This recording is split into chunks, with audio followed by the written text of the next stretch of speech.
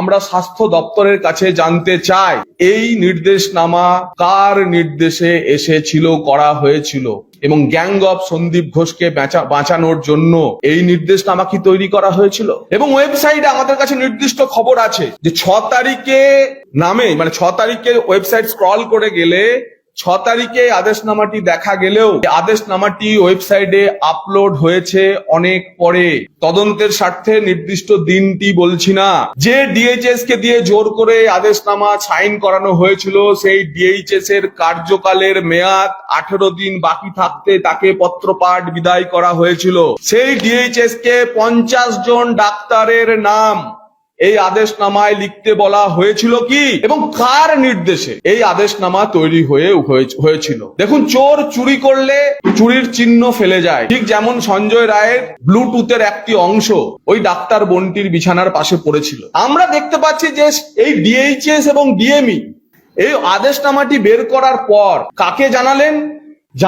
Copy for information and necessary action Shrimati Chaitali Chakraborty, IAS special commissioner GA, মানে general administration বা health and family welfare. Chaitali চক্রবর্তীর সঙ্গে মুখ্যমন্ত্রীর দপ্তরের কোনো বিশেষ আধিকারিকের আত্মীয়তা আছে কি? 14 তলায় বসা মুখ্যমন্ত্রীর ঘরে আকছার যাতায়াতকারী কোনো আধিকারিকের উনি নিকট আত্মীয় কি? আমাদের সেই প্রশ্ন আছে।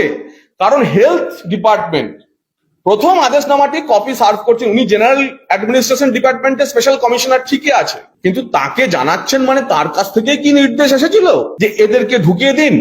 এই প্রশ্নগুলির উত্তর আছে, এবং এই 10 দফা প্রশ্নের পাশাপাশি আমাদের কবে, এবং আমি হলপ করে বলছি, স্বাস্থ্য দপ্তরের আইটি ডিপার্টমেন্টের যিনি ইনচার্জ তাকেও জানানো হয়নি কবে এটি আপলোড হচ্ছে। যে আপলোড করেছিল তার আমি নাম নিচ্ছি না, চাইলে তার নামও নিতে পারি।